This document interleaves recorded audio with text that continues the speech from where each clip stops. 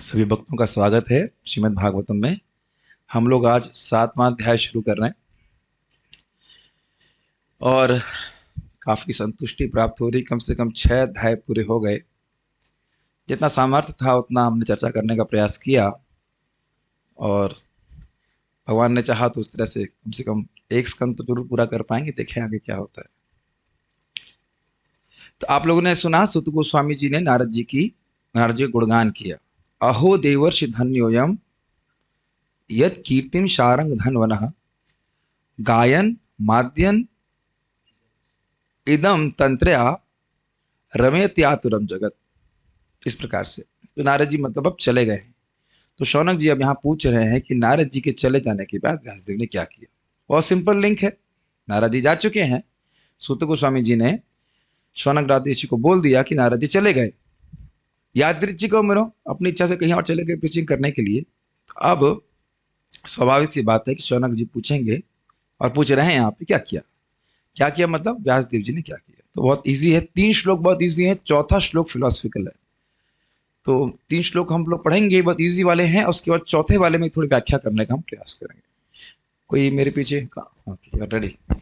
शौनक उवाच शौनक उवाच निर्गते नारदे सूत निर्गते नारदे सूत भगवान् बादरायणः भगवान् बादरायणः श्रुत्वांस्तदभिप्रेतम् श्रुत्वांस्तदभिप्रेतम् ततः किम् अकरोत् विभो। ततः किं करोत् विभो। उसके हम आवृत्ति बहुत बार नहीं कर पाएंगे कि 4 श्लोक हमने कवर करना है। शौनक उवाच मतलब शौनक आदि नहीं है। शौनक जी ने पूछा, क्योंकि आप जानते हो शौनक जी सभी के प्रतिनिधित्व करते हुए पूछ रहे थे। निर्गते नारदे सूत मतलब हे सूत गोस्वामी। निर्गते नारदे नारद जी के चले जाने के बाद। कहां से चले जाने के बाद? व्यासदेव जी के आश्रम से। भगवान बादरायण भगवान के अवतार बादरायण मतलब व्यासदेव जी ने श्रुत्वांश तद अभिप्रेतम। अभिप्रेत का अर्थ है उनकी मन की इच्छा। नारद जी की मन की इच्छा को श्रुत्वांश। तद मतलब नारद जी। तद मतलब नारद जी। तद अभिप्रेतम श्रुतवान नारद जी के अभिप्रेत नारद जी की मंतव्य को। इतनी हिंदी समझते हैं आप? खाली हाँ बोल रहे हैं। मंतव्य मतलब इच्छा को, मन की बात को, मन की इच्छा को श्रुतवान सुन करके। श्रुतवान दिख रहा है आपको तीसरी लाइन में। हाँ श्रुतवान तो देख करके। ततः उसके बाद किम अकरोद विभु उन समर्थ व्यासदेव जी ने क्या किया। बहुत ईजी है। मैं समझता हूं अन्वय की जरूरत भी नहीं पड़ेगी, लेकिन फिर भी हम कर्तव्य बुद्धि से करेंगे अन्वय। लेकिन मेरे ख्याल से कोई कठिनाई नहीं हो रही होगी समझने में। इतनी संस्कृत तो सुनते सुनते भी आ गई होगी। मेरे ख्याल से इसको बंद कर सकते हैं क्या? जस्ट आवाज के अलावा मेरे सीधे ये गले भेंट करता है। वैसे तो ठंडा ही है। हाँ अभी ठीक है। ऋषि शौनक ने पूछा, हे सूत, जब महान तथा दिव्य रूप से शक्तिमान व्यासदेव ने श्री नारद मुनि से सब कुछ सुन लिया, तो फिर नारद के चले जाने पर व्यासदेव ने क्या किया। बहुत इजी है। अन्वय भी बहुत इजी है। शौनक को वाचा मतलब शौनक जी ने कहा, हे सूत मतलब हे सूत गोस्वामी, नारदे निर्गते नारद मुनि के चले जाने पर तद अभिप्रेतम उनके अभिमत को। किसके अभिमत को? किसके अभिमत को? अभी क्या बताया? इसका मतलब अभिमत भी समझ में नहीं आया। ओपिनियन। अरे भाई सब लोग यहाँ चुप रहने के लिए बैठे हैं। भाई मैं मान रहा हूँ कि जूम के डिवोटीज को म्यूट किया गया है, लेकिन आप लोग को म्यूट नहीं किया गया है। अगर कुछ नहीं समझ में आया तो बोलिए नहीं समझ में आया। अभिमत मतलब समझ में। ओपिनियन। नारद जी बोले थे ना कि आप भक्तिमय ग्रंथ की रचना कीजिए। ऐसा आप लोग रिस्पॉन्स दे रहे जैसे लग रहा है पहली बार आप इस क्लास में आ रहे हैं। भूल गए सब अभिमत नारद जी का। तो उनके अभिमत को सुनकर विभु भगवान बादरायण महान विभु मतलब महान और भगवान मतलब भगवान के अवतार वेद व्यास जी ने यह किया। सॉरी क्या किया? ततः किम अकरोत क्या किया। प्रश्न समझ में आ रहा है? ठीक है। अब मैं अज्यूम कर रहा हूँ कि समझ में आ रहा है। हाँ लीला में चले जाते हैं। अच्छा वहाँ एक्चुअली हम लोग तो वृंदावन में डिस्कशन कर रहे हैं। वो पहुंच गए बद्रिकाश्रम में, तो वहां से आने में टाइम लगता है ना। जब तक प्रश्न पहुंचेगा वहां से आकर उत्तर देने में समय लगता है, सारार्थ दर्शनी। तो बता रहे हैं टॉपिक्स क्या है। सप्तम अध्याय में व्यासदेव ने सभी शास्त्रों के अर्थ को समाधि में देखा। यह बहुत अच्छे अच्छे श्लोक आने वाले हैं, एकदम ब्यूटीफुल श्लोक्स आगे आने वाले हैं। क्या है सभी शास्त्रों का तात्पर्य? ब्रह्मास्त्र, ब्रह्मास्त्र के उपसंहार, उपसंहार मतलब विड्रॉल, और अश्वत्थामा के दंड को भी इसमें वर्णित किया गया। तीन विषय व्यासदेव समाधि में रह करके सारे शास्त्रों के तात्पर्य को देखेंगे। जो ब्रह्मास्त्र अश्वत्थामा छोड़ेंगे उसका अर्जुन उपसंहार करेंगे और उनको दंड देंगे। ठीक है, तीन बातें हैं, बहुत ईजी है। मैं वही समझाऊंगा जहां समझाने की जरूरत है, स्पष्ट समझ में आ रहा है। पाल प्रबोधिनी श्रील व्यासदेव जी से पूछकर आमंत्र्य शब्द हमने सुना था। जब श्री नारद जी चले गए तब उसके उपरांत व्यासदेव जी के वृतांत को इस निर्गत आदि श्लोक से शौनक जी पूछ रहे हैं। अभी थोड़ा सा ये जो वर्ड का प्रॉब्लम है कि इसने फुल स्टॉप इधर लगा दिया है। फुल स्टॉप को अनुद्वेग के पहले रखी, पता नहीं क्यों हो जाता है ये इस वर्ड्स की, वर्ड माइक्रोसॉफ्ट वर्ड की अद्भुत लीला है। ऐसे पढ़ा जाएगा उसको। अनुद्वेग आदि और स्वप्रेम को सूचित करते हुए सूत गोस्वामी को हे सूत कहकर संबोधित कर रहे हैं। ये लाइन है कि फुल स्टॉप यहाँ पे कैसे आ गया मुझे समझ नहीं आ रहा। जस्ट मतलब उनका सूत गोस्वामी से बहुत प्रेम है, उनको उत्तेजित नहीं करना चाहते हैं, इसलिए बड़े प्रेम से बोल रहे, ए इधर आओ, ऐसे नहीं बेटा सूत, इस प्रकार से। फिर उसके बाद फिर स्टॉप बीच में आ गया है। अपने आश्रम से, यहां से सुन लीजिए, अपने आश्रम से नारद के चले जाने के बाद उनके द्वारा अभिप्रेत भगवत लीला प्रतिपादक ग्रंथ को रचने की आज्ञा को सुनकर बादरायण अर्थात बदरी वृक्ष फल के वृक्षों में वर्तमान तपोनिष्ठ व्यासदेव ने क्या किया। अब देखिए, और उन्होंने इसको एक्सपैंड किया। क्या अभिमत था नारद जी का कि आप भगवान की लीला का प्रतिपादन वाले ग्रंथों की रचना कीजिए। तो उसको सुन करके जो अभिप्रेत शब्द है उसकी व्याख्या कर रहे हैं। अभिप्रेत समझ रहे हैं? नारद जी का मंतव्य, मन की बात। यहां सुने ना, प्राइम मिनिस्टर की मन की बात, पीएम की मन की बात, तो उसी तरह नारद जी की मन की बात को सुनकर, तो मन की बात क्या थी समझ में आ रहा है? भगवान की लीला का वर्णन करने वाले ग्रंथ को आप लिखिए। उसको सुन करके, अब बदरायण का मतलब है बद्री के वृक्ष से सूचित होता है कि जो उनका आश्रम था वह बहुत ऑपोलेंट नहीं था भौतिक रूप से, अपितु वह नैसर्गिक रूप से समृद्ध था और तपस्या के अनुकूल था। ठीक है, क्या वो ऐसा करने में समर्थ थे? तो कह रहे हैं ऐसा करने में उनके सामर्थ्य, अर्थात व्यासदेव के सामर्थ्य को सूचित करने के लिए कह रहे हैं विभु। विभु का अर्थ ही होता है समर्थ। फिर उसके बाद यहाँ पे एक फुल स्टॉप आना चाहिए, फुल स्टॉप डिस्प्लेस हो रहा है। ऐसे सामर्थ्य के कारण को कह रहे हैं भगवान शब्द से, अर्थात वे भगवान के अवतार हैं। यह अर्थ आपने सुना ना, विभु, भगवान और बादरायण, इस शब्द आए, इनकी व्याख्या कैसे कैसे हो गई? भगवान मतलब भगवान के अवतार हैं इसलिए सर्वसमर्थ हैं, और बदरायण मतलब वो तपोनिष्ठ है, तपस्या करने में निष्ठ है। ये बात बोल रहे, बहुत ईजी है, कुछ समझाना नहीं। तात्पर्य, इस अध्याय में श्रीमद् भागवत के वर्णन किए जाने के लिए संकेत मिलता है, क्योंकि महाराज परीक्षित अपनी माता के गर्भ में चमत्कारिक ढंग से बचा लिए गए थे। यह घटना आचार्य द्रोण के पुत्र द्रोणी के कारण अर्थात अश्वत्थामा के कारण घटित हुई, जिसने द्रौपदी के 5 पुत्रों को सोते हुए में मार डाला और जिसके लिए अर्जुन ने उसे दंडित किया। इस महापुराण श्रीमद् भागवत का शुभारंभ करने से पूर्व श्री व्यासदेव ने समाधि द्वारा सारे सत्य की अनुभूति प्राप्त कर ली। तो वो भगवान कौन है, माया क्या है, सब कुछ वो समाधि में देख ली। तो उसकी मैं व्याख्या भी 4थे श्लोक में करूंगा। तो यहां बस प्रश्न बहुत इजी है कि नारद जी के चले जाने के बाद व्यासदेव जी ने क्या किया। बहुत इजी। देखिए, एक इंटरेस्टिंग बात है इसमें कि नारद जी ने कहा है कि भगवान की लीला प्रतिपादक ग्रंथ लिखिए। तो भगवान हैं, अर्थात व्यासदेव भगवान के अवतार हैं, विभु हैं, सर्वसमर्थ हैं, तो उन्होंने कुछ किया कि नहीं किया? और किया तो कैसे किया? ये सब प्रश्न इसमें उलझे हुए हैं, अगर आप ध्यान दें। सुत उवाच, माइक व्हाई नॉट उवाच? सूत उवाच सुत उवाच ब्रह्मनद्यां सरस्वत्याम् ब्रह्मनद्यां सरस्वत्याम् आश्रमः पश्चिमी तटे आश्रमः पश्चिमी तटे शम्याप्रास इति प्रोक्ता शम्याप्रास इति प्रोक्ता ऋषीणां सत्रवर्धनः। ऋषीणां सत्रवर्धनः। तो बड़ा आसान है, एकदम हिंदी जैसा है। सूत उवाचा मतलब सूत गोस्वामी जी ने कहा। ब्रह्म नद्याम सरस्वत्याम, ब्रह्म नदी सरस्वती के पश्चिम तट पे जो आश्रम था, पश्चिमी तटे आश्रम दिख रहा है। शम्याप्रास इति प्रोक्तः, जिसे शम्याप्रास कहा जाता था।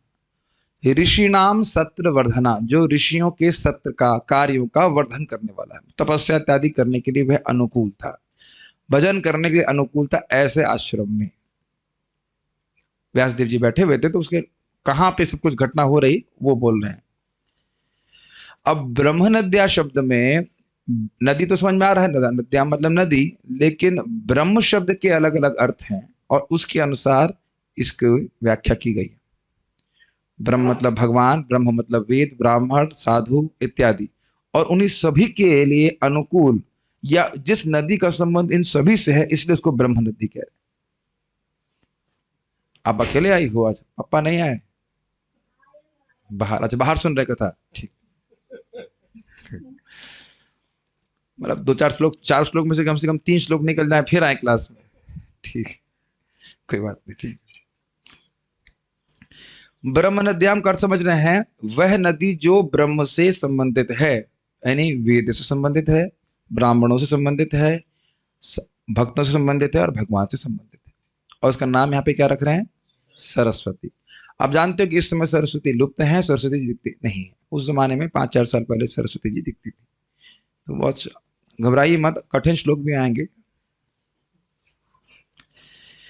श्री सूत ने कहा, वेदों से घनिष्ठ रूप से संबद्ध सरस्वती नदी के पश्चिमी तट पर शम्याप्रास नामक स्थान पर एक आश्रम है, जो ऋषियों के दिव्य कार्यकलापों को संबोधित करने वाला है। ये तो आप देख ही रहे हैं, जैसे वृंदावन की देख लीजिए, वृंदावन में भक्ति करना कितना आसान है। तो स्थान का बहुत बड़ा प्रभाव होता है, आश्रम का बहुत बड़ा प्रभाव होता है। कोई व्यक्ति दिल्ली में जाकर के आश्रम खोलेगा तो कठिनाई होगी। अब मान लीजिए कोई सब्जी मार्केट में जाकर के हरे कृष्ण मंत्र जपेगा तो दिक्कत होगी कि नहीं? वहां जाके मैं मेडिटेशन करूंगा तो नहीं हो सकता है। तो स्थान का बड़ा प्रभाव होता है किसी कार्य को करने के लिए, है कि नहीं? अन्वय देख लीजिए, ब्रह्म नद्याम सरस्वत्याम, वेदों, ब्राह्मणों, संतों तथा भगवान से घनिष्ठ रूप से संबंधित सरस्वती नदी के। तो ये समझ में आ रहा है कि 4 शब्द क्यों उपयोग कर रहे हैं, क्योंकि ब्रह्म के ये 4 अर्थ हैं। वेदों से संबंधित, ब्राह्मणों से संबंधित, संतों यानी भक्तों से संबंधित और भगवान से घनिष्ठ रूप से संबंधित ये सरस्वती नदी। अर्थ समझ रहे हैं? ब्रह्म नद्याम सरस्वत्याम का माइंड ऑफ तो नहीं हो रहा है? ठीक है। पश्चिमी तटे, बहुत आसान है, पश्चिमी तट पर ऋषिणाम, ऋषियों के सत्रवर्धना, कार्यों को प्रोत्साहित करने वाला। देखिए इसको अर्थ नहीं समझते हूँ। सत्र मतलब जैसे आप यहाँ देख रहे हैं, एक सत्र चल रहा है कि रोज बैठ, हाँ सेशन, हम लोग रोज भागवत पढ़ते हैं या डिस्कशन करते हैं, पढ़ते हैं, डिस्कशन करते हैं, प्रवचन हो रहा है, तो एक सत्र है। तो इस प्रकार के सत्र वहां पे चलते ही रहते थे। तो कह रहे सत्र वर्धना, सत्रों के लिए बड़े अनुकूल है। जैसे अब यही हमारे क्लासरूम के आसपास कहीं डिस्को बज रहा होता तो अब वह, तब तो यह स्थान कथा के अनुकूल नहीं होता ना, कथा का वर्धन करने वाला नहीं होता ना। बाहर ये भी कुछ कंस्ट्रक्शन चल रहा होता तो आप समझ रहे हैं कि कथा में व्यवधान पड़ता। और आप देख सकते हैं यहाँ पे भक्तों का समूह है, भक्त बैठे हुए हैं जो भागवत थोड़ा समझते हैं, समझने का प्रयास भी कर रहे हैं, तो यह हमारी कथा के अनुकूल है। तो समझ रहे हैं सत्रवर्धन का अर्थ कि भगवान की भक्ति के लिए वो पूरा जो परिवेश था वो सब बहुत अच्छा था। शाम्या प्रासः इति प्रोक्तः, तो बड़ा स्पष्ट है। उक्तः मतलब कहना, प्रोक्तः मतलब बहुत अच्छे से कहना। तो कह रहे हैं शाम्या प्रास के नाम से कहलाने वाला आश्रम, मतलब आश्रम था। ठीक है। सारस दर्शनी ब्रह्म नद्याम अर्थात अर्थ नहीं होना चाहिए, 2 बार वो टाइप हो गया है। ब्रह्म नद्याम अर्थात वेदों, ब्राह्मणों, तपस्या या भगवान से संबंधी नदी हो सकता है। क्योंकि ब्रह्म के अर्थ ही चार है। अमरकोश कहता है वेदस तत्वम तपो ब्रह्म, ये ब्रह्मा नहीं होना चाहिए, ब्रह्मा नहीं होना चाहिए, ब्रह्मा गलत है, मतलब दो बार टाइप। विप्रह प्रजापति, ब्रह्म का अर्थ वेद, सत्य, तपस्या, ब्रह्म, कॉमा के बाद कॉमा नहीं होना चाहिए, उसके बाद ब्रैकेट में भगवान है। ब्रह्म मतलब भगवान, ब्रह्मा जी, सॉरी ब्रह्मा जी था वहां पे, और ब्राह्मण और प्रजापति हो सकता है, लेकिन ब्रह्मा जी संबंधित सरस्वती नहीं है, इसलिए कोई वहां पे उसका प्रयोजन नहीं, यहाँ पे नहीं हो रहा है। बाल प्रबोधिनी, शुभ स्थान में ही भगवान का आविर्भाव होता है, इसलिए इस स्थान की उत्तमता को प्रदर्शित करने के लिए ब्रह्म नद्याम शब्द कह रहे हैं। थोड़ा सा अलग अर्थ ले रहे हैं। एक पवित्र स्थान में ही भगवान श्रीमद् भागवत की रचना यहाँ पे की जा रही है, तो कह रहे हैं उस स्थान की पवित्रता को द्योतित करने के लिए ब्रह्म नद्याम शब्द है। स्पष्ट है। सरस्वती नदी के पश्चिमी तट में ऋषियों के सत्र और कर्म आदि का वर्णन होता है, और इस प्रकार का शम्यप्रास नामक शील व्यासदेव का आश्रम प्रसिद्ध है। कोई स्पष्ट इसमें व्याख्या की जरूरत नहीं। तात्पर्य, ज्ञान के आध्यात्मिक विकास के लिए उपयुक्त स्थान तथा वातावरण की नितांत आवश्यकता होती है। स्थानम प्रधानम न बलम प्रधानम, स्थान का बहुत बड़ा महत्व होता है।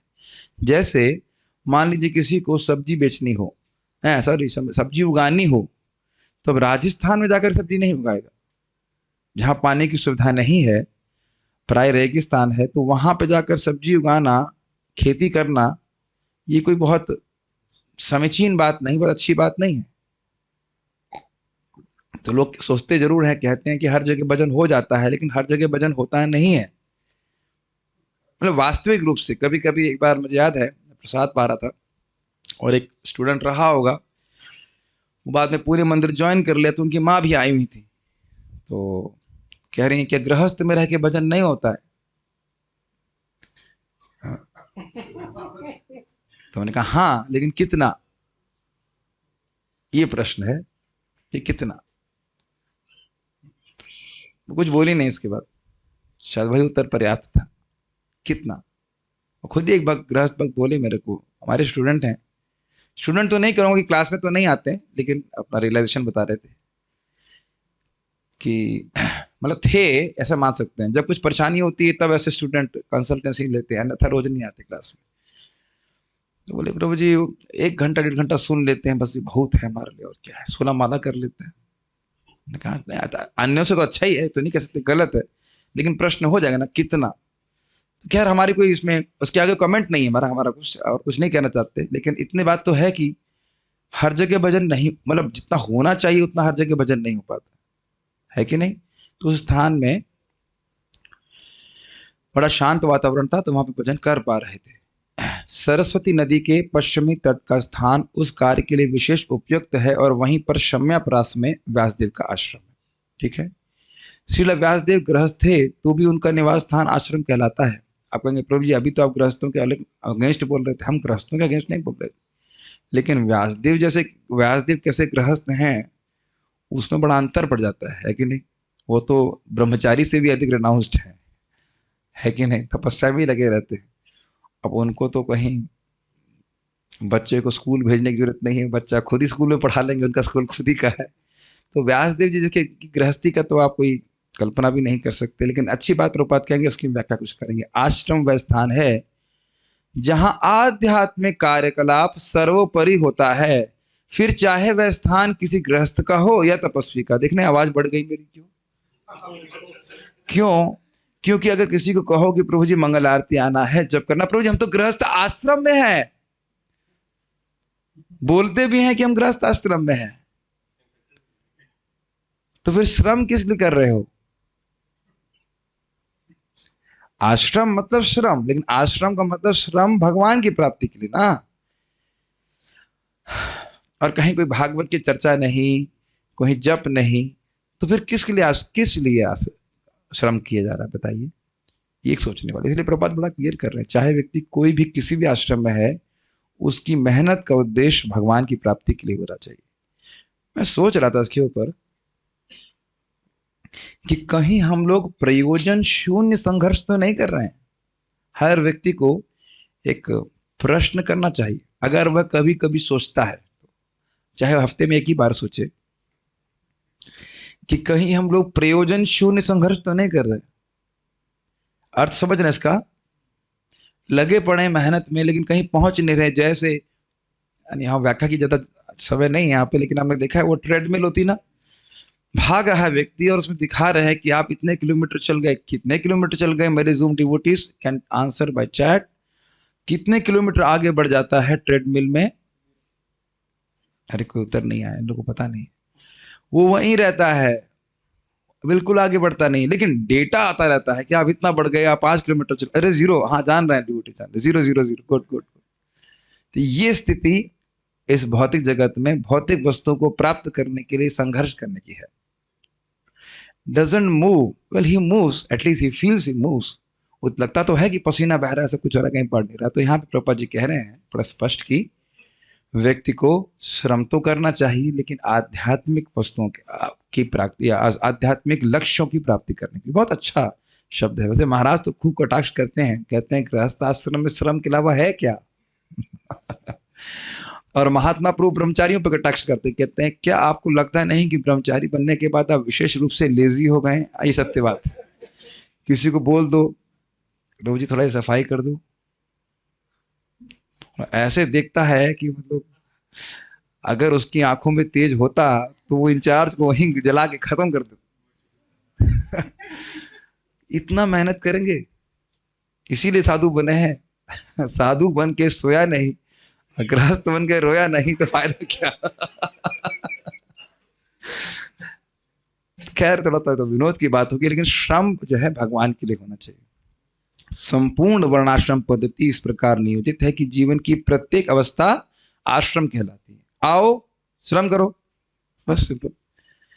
इसका अर्थ यह हुआ कि इन सबों में आध्यात्मिक संस्कृति एक सामान्य लक्षण है। ब्रह्मचारी, गृहस्थ, वानप्रस्थ तथा सन्यासी सारे एक ही जीवन लक्ष्य अर्थात परमेश्वर के साक्षात्कार से संबंधित हैं। बहुत इजी है बात समझने में, एटलीस्ट थ्योरेटिकली। अतएव जहां तक आध्यात्मिक संस्कृति की बात है, इनमें से कोई भी कम महत्वपूर्ण नहीं। सो अगर सभी लोग किसी भी आश्रम में लगे हैं, अगर गोल क्लियर है कि भगवान की भक्ति करना है, तो वह सम्मानीय व्यक्ति है। गृहे था वने ते ठाकुर, हा गौरांग बोले डाक। चाहे घर में रहे चाहे वन में रहे, लेकिन अगर भगवान गौरांग महाप्रभु का नाम उच्चारण कर रहा है तो नरोत्तम मांगे तारस संग। नरोत्तम दास ठाकुर कह रहे हैं कि मैं उस व्यक्ति का संग प्राप्त करने की इच्छा रखता हूँ।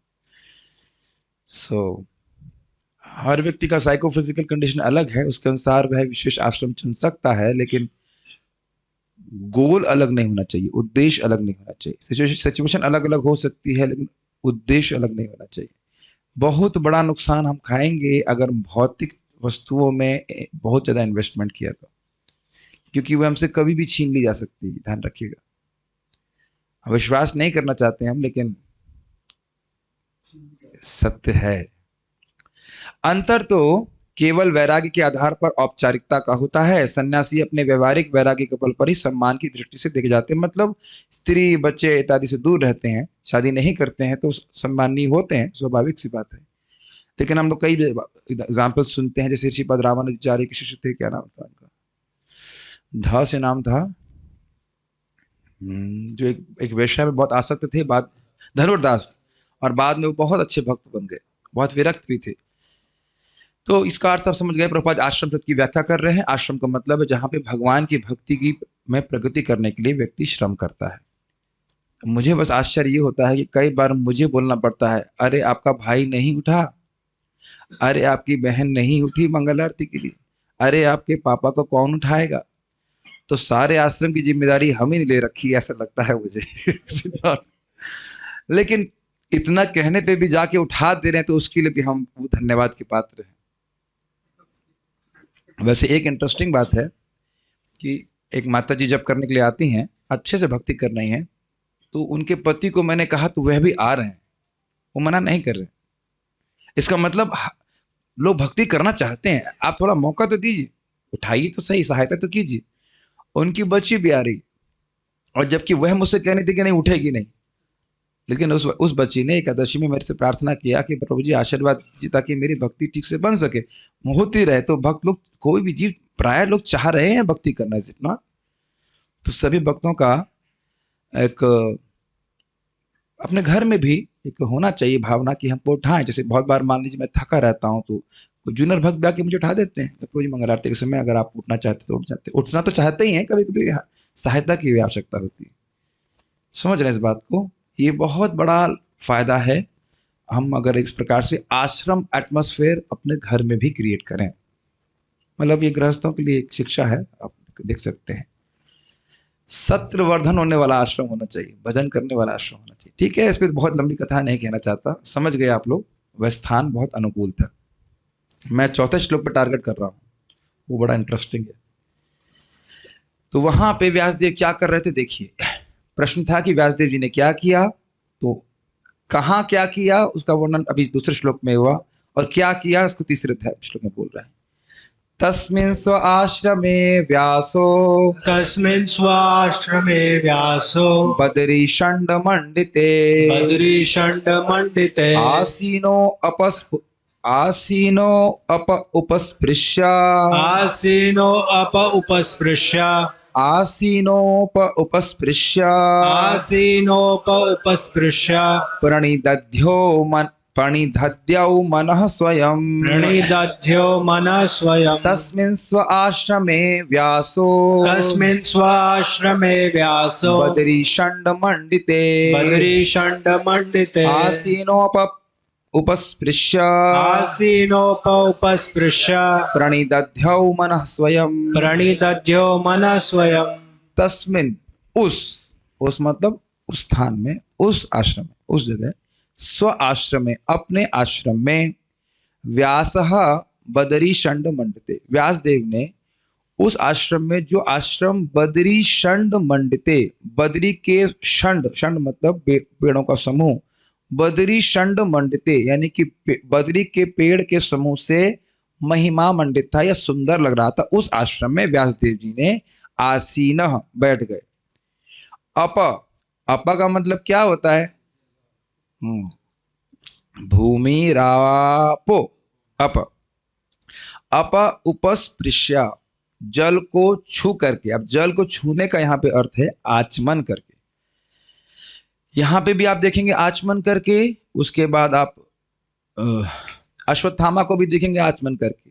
मन को केंद्रित करने के लिए आचमन करना बहुत जरूरी है। व्यासदेव जी भी कर रहे हैं, मात्र औपचारिकता नहीं। इसके द्वारा हमारा शरीर, हमारा मन पवित्र होता है और मेडिटेशन ध्यान करने के लिए हम योग्य बनते हैं। इसीलिए मैंने 2 आचमनी खरीद दी हैं। मैं सोचा था गायत्री करने में आचमन करने की क्या जरूरत है, धागा घुमाओ, बांधो और चालू करो गायत्री। परम पूज्य मुकुंद दत्त प्रभु जो हेड पुजारी है, वो बोल रहे थे कि आचमन करके गायत्री करना चाहिए। तो एक शिक्षा मिली तो करने का प्रयास कर रहे हैं। नहाने धोने के क्या आपको लग रहा है कि व्यासदेव जी बिना नहाए आसन कर रहे हैं, ध्यान कर रहे हैं? माता जी का प्रश्न है कि क्या नहाने के बाद भी आचमन करने की जरूरत है? क्या लगता है व्यासदेव जी ऐसे सुबह उठे उसके बाद बिना ब्रश किए ध्यान करने लगे? नहीं। इसीलिए देखिए शास्त्र सुनना बहुत जरूरी है, क्योंकि बहुत महत्वपूर्ण चीजों को हम नेग्लेक्ट कर देते। क्योंकि बार बार मैं आज भी किसको बता रहा था, शायद सुबह बता रहा था, कब बता रहा था कि देखिए चीजें हमको दिखाई नहीं पड़ती हैं तुरंत, उनका प्रभाव बहुत सूक्ष्म होता है। तो इसलिए सोचते हैं कुछ होता नहीं, होता सब कुछ है। हर छोटी छोटी चीज का प्रभाव होता है। आप पूछेंगे गायत्री क्या होता है? अरे भाई गायत्री क्या होता है, आप जब आपकी दूसरी दीक्षा हो जाएगी तब समझाएंगे गायत्री क्या होता है। गायत्री मंत्र के द्वारा भगवान पे हम ध्यान करते हैं, उससे हम बहुत शक्तिशाली हो जाते हैं आध्यात्मिक रूप से। प्रभुपाद जी इसको प्रथम स्कंद के प्रथम अध्याय के प्रथम श्लोक के तात्पर्य में कहते हैं कि गायत्री मंत्र के द्वारा व्यक्ति भगवान की दिव्य अवस्था पहुंचने के समक्ष, मतलब क्या कहते हैं, समर्थ हो पाता है। भगवान को समझने में आगे फायदा होता है। लेकिन प्याज लहसुन खा के गायत्री मंत्र उच्चारण नहीं होता है। व्यक्ति को पहले सतगुण में स्थित होना होता है, तब वो गायत्री कर सकता है। ये नहीं कि गायत्री क्या उसके बाद प्याज की चटनी चबा रहे हैं। ऐसा नहीं हो सकता। ये हम देखें, लहसुन घोट घोट के खा रहे हैं, उसके बाद गायत्री भी कर रहा है, ऐसा नहीं होता है। यानी हम डिफ्लेक्ट नहीं करना चाहते। तो वहाँ आसीन मतलब बैठ करके। देखिए मेडिटेशन के लिए आवश्यक है कि बैठना, इसको वेदांत सूत्र में भी कहा गया है आसीन संभवात, बैठ करके ध्यान लगता है। अब अगर नींद आ रही तो खड़े होकर भी जब कर सकते हैं, चलेगा, क्योंकि चलेगा भी नहीं, वह भी उसकी भी परंपरा है। ध्रुव महाराज ने भी एक टांग पे खड़े होकर भजन किया, मनु महाराज ने भी किया, लेकिन सोने की परंपरा कहीं नहीं। ये नहीं कि आसीन हुआ उसके बाद आचमन किया उसका सो गए, ऐसा तो नहीं लिखा है। तो खैर आसीन अप उपस्पृश्य का अर्थ समझ में आ गया, बैठे, जल से आचमन किया। प्रणिदध्यो मतलब स्थिर, एकाग्र किया, मन को एकाग्र किया। कैसे? स्वयं अपने आप की, किसी और की आवश्यकता नहीं। तो आप लिंक जानते हो, क्योंकि विभु, क्योंकि सर्वसमर्थ है, उन्हें किसी की सहायता की जरूरत नहीं है, वह अपना मन को एकाग्र कर सके। ठीक है, मैं समझता हूं इसके अन्वय की आवश्यकता भी नहीं है, तो श्लोक सीधे समझ में आ रहा है। इसका ट्रांसलेशन पढ़ के हम आगे बढ़ते हैं। मैं चौथे श्लोक पर फोकस कर रहा हूं बार बार। उस स्थान पर बेर के वृक्षों से घिरे हुए अपने आश्रम में श्रील वेदव्यास शुद्धि के लिए जल का स्पर्श करने के बाद ध्यान लगाने के लिए बैठ गए। जल का स्पर्श समझ में आ गया होगा, आचमन करके। इससे पहले आपने आचमन कहाँ देखा है? एक व्यक्ति ने और आचमन किया था, किसी को याद आ रहा है? भागवत में अभी तक जो पढ़ते आए हैं, किसी एक और व्यक्ति ने भी आचमन किया था, कुछ याद आ रहा है? नारद जी गए थे ना, स्नात्वा पीत्वा, भूल गए ना? सब भूल जाने के लिए तो आए आप। स्नान किए, पानी पिया, फिर आचमन किया, फिर बैठे, भगवान पे ध्यान किए, फिर वहां भी किए कि नहीं किए? तो ये परंपरा है। ब्रह्मा जी के पिछले कल्प में भी लोग आचमन कर रहे थे, समझ में आ रहा है? और इस बार भी कर ही रहे हैं। हम लोग करने की जरूरत नहीं है, हम लोग नई परंपरा चलाएंगे। तो ये एक चीज मैंने बहुत अच्छी सीखी है, हम प्रयास करेंगे इसे करने के लिए। श्री नारद जी ने श्रील व्यासदेव को भगवान की लीलाओं को समाधि में निरंतर स्मरण करने का निर्देश दिया था। अथो महाभाग भवान अमोघ दृक्, ये क्या श्लोक क्यों पटक रहा? दृक् अमोघ हो गया, अमोघ दृक् होना चाहिए। सब मेरा सॉफ्टवेयर सारा संस्कृत चेंज कर दे रहा है। शुचिरतो, श्लोक ही घुमा दिया उसने। शुचि श्रवाधृत, शुचि श्रवा सत्य धृत, शुचि श्रवा सत्य धृत व्रत। कैसे था श्लोक? उल्टा पुल्टा कैसे हो रहा है? शुचि श्रवा सत्य रतो धृत व्रत। ये क्या नाम से हमारा सॉफ्टवेयर जो है हमारे लिए पहेली बना रहा है। उरुक्रमस्याखिल बंध मुक्तये समाधिनानुस्मर तद विचेष्टितम। It is very bad. Very bad मतलब सॉफ्टवेयर को बोल रहा हूँ, फिर सॉफ्टवेयर मेरी बात नहीं सुन रहा है। हे व्यासदेव, तुम्हारी दृष्टि सभी तरह से पूर्ण है, तुम्हारी उत्तम ख्याति निष्कलुष है, तुम अपने व्रत में दृढ़ हो और सत्य में स्थित हो। अतएव तुम समस्त लोगों को भौतिक बंधन से मुक्ति दिलाने के लिए भगवान की लीलाओं के विषय में समाधि के द्वारा चिंतन कर सकते हो। तो ये श्लोक बोला था नारद जी ने। अतः वह बैठ गए और अपने मन के द्वारा ध्यान करने लगे। यहां तक भी कुछ विशेष समझाने की जरूरत नहीं। तात्पर्य, अपने गुरु श्री नारद मुनि के आदेशानुसार व्यासदेव ने ध्यान के उस दिव्य स्थान में अपने मन को एकाग्र किया। यहां तक बहुत ईजी है, कुछ भी मुझे समझाना नहीं है। क्या कर रहे हैं व्यासदेव? नारद जी की आज्ञा अनुसार भगवान की लीलाओं का स्मरण कर रहे हैं समाधि में। एक बात जरूर समझ में आ रही है कि भागवतम श्रील व्यासदेव जी की समाधि भाषा है, is realized knowledge of Srila Vyasadeva. अब हमारे सामने श्लोक आ रहा है जिसकी हम व्याख्या करना चाहते थे।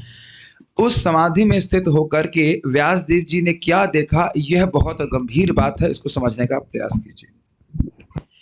भक्ति योगेन मनसि, भक्ति योगेन मनसि सम्यक् प्रणिहिते मले, सम्यक् प्रणिहिते मले अपश्यत् पुरुषं पूर्णम्, अपश्यत् पुरुषं पूर्णं मायां च तदपाश्रयम्, मायां च तदपाश्रयम्। भक्ति योगेन मनसि, भक्ति योगेन मनसि सम्यक् प्रणिहिते मले, सम्यक् प्रणिहिते मले अपश्यत् पुरुषं पूर्णम्, अपश्यत् पुरुषं पूर्णं मायां च तदपाश्रयम्, मायां च तदपाश्रयम्। भक्ति योगेन मनसि, भक्ति योगेन मनसि सम्यक् प्रणिहिते मले, सम्यक् प्रणिहिते मले अपश्यत् पुरुषं पूर्णम्, अपश्यत् पुरुषं पूर्णं मायां च तदपाश्रयम्, मायां च तदपाश्रयम्। भक्ति योगेन, भक्ति योग के द्वारा, तृतीय विभक्ति, मनसी सम्यक प्रणहिते अमले। भक्ति योग के द्वारा जो मन अमल हो गया था, मतलब उसकी चंचलता निवृत्त हो गई थी, उस मन को सम्यक प्रणहित मतलब एकदम फिक्स कर दिया, स्थिरीकृत कर दिया। स्थिरीकृत समझते हैं, स्थिर कर दिया। और क्या देखा? अपश्यत, अपश्यत मतलब देखा, पुरुषम पूर्णम। इसकी ध्यान रखेगा, ये पूर्ण पुरुष शब्द की व्याख्या बहुत की गई है और आपको बहुत ध्यानपूर्वक समझना होगा। पूर्ण पुरुष भगवान श्री कृष्ण को देखा। मायाम च तदपाश्रयम, और माया को देखा।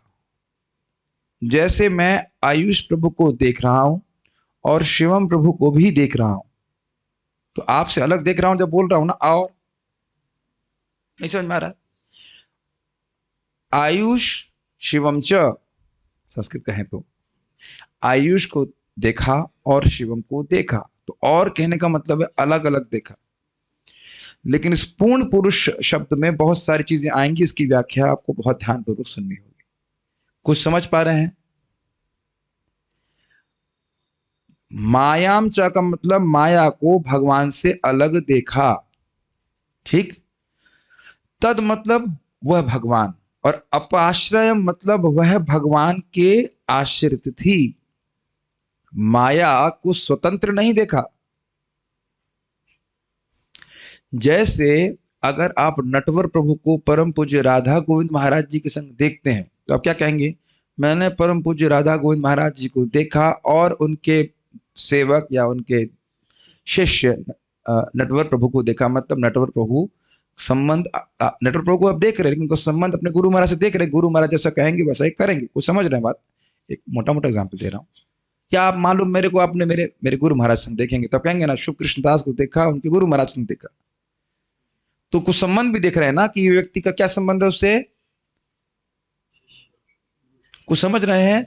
माया कभी कृष्ण को दबा नहीं सकती। देख ली क्या लिखा हुआ है, तद अपाश्रय।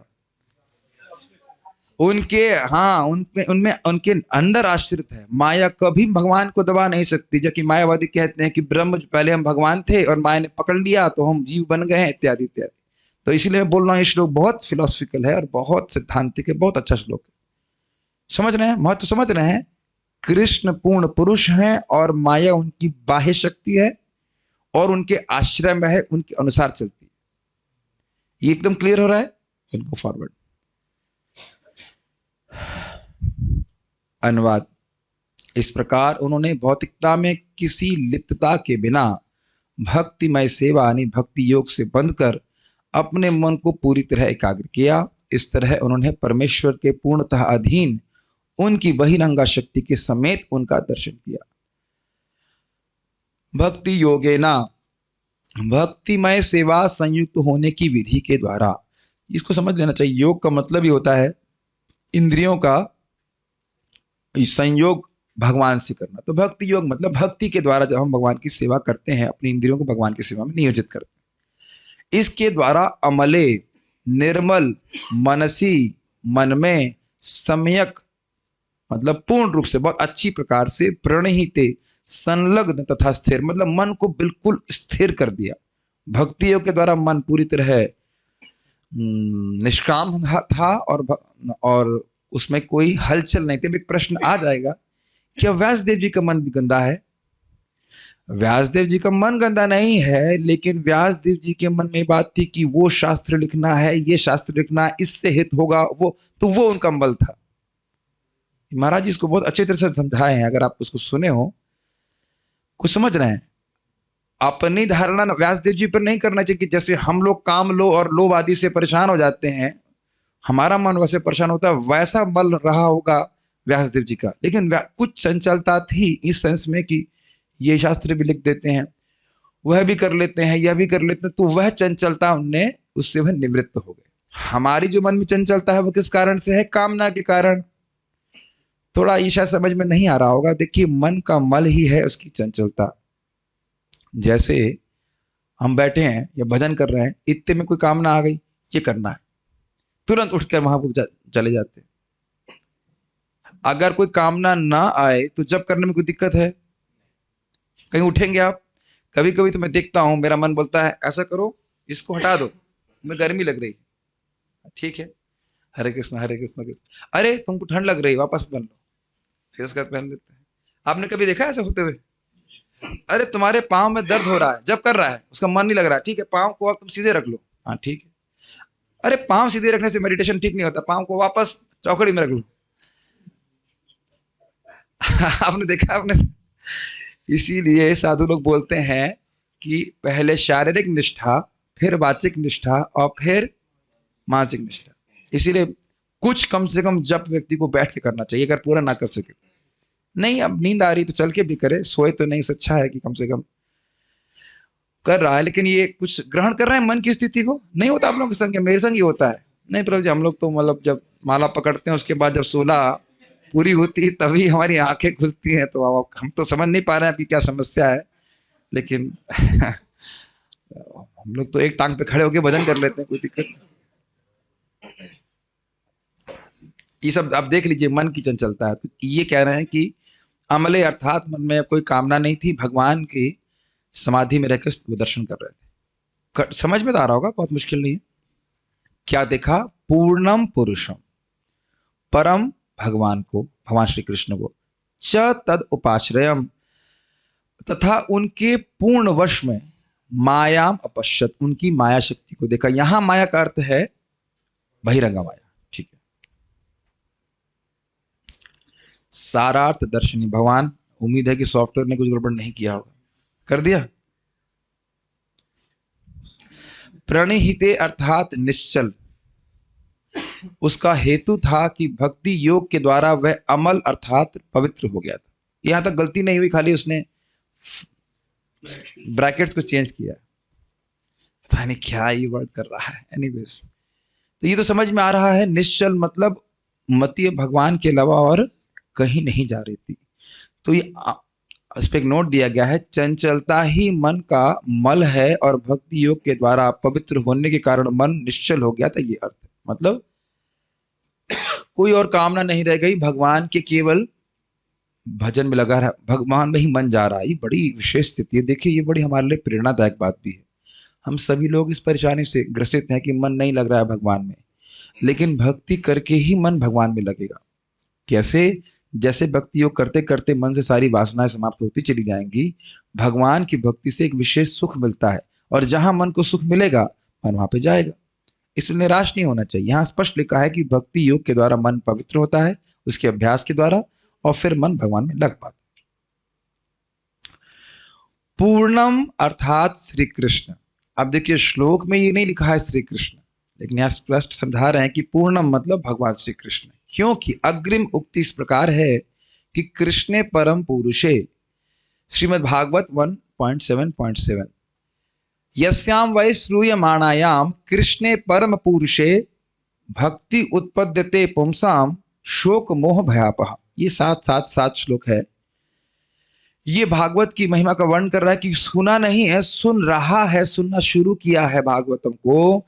तो भगवान श्री कृष्ण में जो क्या था, यस्याम वै श्रूयमाणायाम कृष्णे परम पुरुषे, परम पुरुष भगवान श्री कृष्ण में भक्ति उत्पन्न हो जाती है। और वह भक्ति उत्पन्न हो कैसे होती है, उत्पन्न हो कि क्या करती है, शोक मोह और भय का निवृत्त कर देती है। तो कह रहे हैं कि आगे वाले श्लोक से देख लेना चाहिए कि पूर्ण पुरुष या परम पुरुष कोई और नहीं, भगवान श्री कृष्ण। समझ में आ रही है टीका? ठीक है। अर्थात इस संहिता के श्रवण के द्वारा परम पुरुष भगवान श्री कृष्ण में शोक मोह एवं भय नाशिनी भक्ति उत्पन्न हो जाती है, यह कहा जाएगा। उसके बाद फुल स्टॉप है, ठीक है। पूर्ण के स्थान पर कहीं कहीं पूर्वम पाठ भेद हो तो पूर्वम अर्थात प्रारंभ में मैं ही था, यह श्रुति वचन स्थापित करता है कि भगवान ही परम पुरुष हैं। पाठ भेद समझ रहे हैं, कहीं शब्द की जगह दूसरा शब्द उपयोग हो रहा है। श्रीधर स्वामी इसको कहते हैं, वहां से चक्रवर्ती पाद लिए हैं कि कहीं कहीं अपश्यत पूर्णम पुरुषम की जगह लिखा है अपश्यत पूर्वम पुरुषम। पूर्व पुरुष मतलब अनादि पुरुष, मतलब जो सबके पहले थे। तो वो भी भगवान श्री कृष्ण को ही द्योतित करता है। ईश्वर परम कृष्ण सच्चिदानंद विग्रह अनादिरादिर गोविंद सर्व कारण कारण। तो अगर पूर्वम पुरुष है तो भी भगवान कृष्ण, और अगर पूर्णम पुरुष है तो भी भगवान कृष्ण ही द्योतित हैं, इंगित हैं इस शब्द से। तेरे किसको देखा? भगवान श्री कृष्ण को देखा। अब पूर्ण की व्याख्या कर रहे, उसको बहुत ध्यानपूर्वक सुनिए। पूर्ण पद के द्वारा भगवान की स्वरूप भूत चित्त शक्ति, इसको समझने का प्रयास करिए। देखिए ये शब्द बार बार आएगा, स्वरूप भूत। भाई दिमाग अभी तक है, मतलब दिमाग तो है ही, मतलब इन द सेंस माइंड आपका हमारे संग है, कहीं भाग गया बाहर, है ना। ये चीज समझना बहुत जरूरी है कि ये शब्द अब कम से कम 10 बार रिपीट होगा और हजारों बार भागवत में आएगा ये। स्वरूप भूत चित्त शक्ति, स्वरूप भूत चित्त शक्ति। स्वरूप मतलब जो भगवान के स्वरूप से ही उत्पन्न होती है। स्वरूप भूत समझ रहे हैं, वो कहीं और से नहीं, भगवान के चिन्मय स्वरूप से ही उत्पन्न होने वाली चित्त शक्ति, आध्यात्मिक शक्ति। जैसे मैं कहूं, पूछूं अगर आप लोगों से कि सूर्य की रोशनी कहां से उत्पन्न होती है? क्लियर समझ में आया? सूर्य की रोशनी कहीं बाहर से तो नहीं होती है। तो सूर्य की रोशनी तेजोभूत कह सकते हैं, या सूर्य के स्वरूप भूत है, सूर्य के स्वरूप से ही प्रकट होती है। समझ में आ रहा है? इसलिए कह रहे हैं स्वरूप भूत चित्त शक्ति। ठीक है, ये यानी कि भगवान, यानी कि अगर मैं कहूं आपको कि सूर्य को देखा, वैसे सूर्य नहीं, यहाँ पे चंद्रमा का उदाहरण दे रहे, तो चंद्रमा को देखा, पूर्ण चंद्रमा को देखा, तो उसकी रोशनी को नहीं देखा, उसकी रोशनी को देखा। तो इसीलिए कह रहे हैं कि स्वरूप भूत चित्त शक्ति को भी देखा। ठीक, फिर कह रहे हैं उनके अंश कला सहित अवतार, मतलब उनके जितने भी अंश अवतार इत्यादि उनको भी देखा। जैसे चंद्रमा को देखा तो मतलब चंद्रमा की कलाओं को भी देखा, अलग अलग फेजेस होते हैं ना चंद्रमा के, वो भी देखे। और पूर्ण स्वरूप में भगवान को देखा, अर्थात वे इनसे अवगत हो गए। पूर्ण शब्द देख रहे हैं कि व्याख्या क्या हुई? भगवान की स्वरूप शक्ति को देखा। कौन सी शक्ति? चित्त शक्ति, जो उनकी स्वरूप शक्ति है, जो उनके स्वरूप से ही प्रकट होती है। माया नहीं बोल रहा हूं, माया शक्ति की बात नहीं कह रहे हैं, क्योंकि मायाम च करके माया को अलग कर दिया गया है। हे भगवान, इन भक्तों के ऊपर चित्त शक्ति का शक्तिपात करें ताकि कुछ समझ सके। नहीं, मजाक नहीं कर रहा हूं। जब भगवान, जब भक्त के ऊपर कुछ आह्लादनी शक्ति और सम्मित शक्ति का शक्तिपात होता है तब वो भगवान को समझ पाता है। देखिए मैं ये नहीं दिखाना चाहता हूं कि मैं अधिक बुद्धिमान हूं, कुछ नहीं, थोड़ा पढ़ के आया हूं तो समझ में आ रहा है। क्या 3 बातें याद हो रही हैं? आपको भी समझ में आ रहा है सुभद्रा? कौन कौन सी 3 शक्तियां, क्या कौन कौन सी 3 चीज देखी? कोई एक पॉइंट पता है आपको? अब बहुत छोटी हो, चलो चलो थोड़े बड़े हो गए। एक शब्द बताओ, क्या देखा पूर्ण में? भगवान कृष्ण को देखा। और क्या देखा? चित्त शक्ति को देखा। और क्या देखा? भगवान के अंश। बस, वेरी गुड, ठीक है, मेरा सार्थक हो गया बात।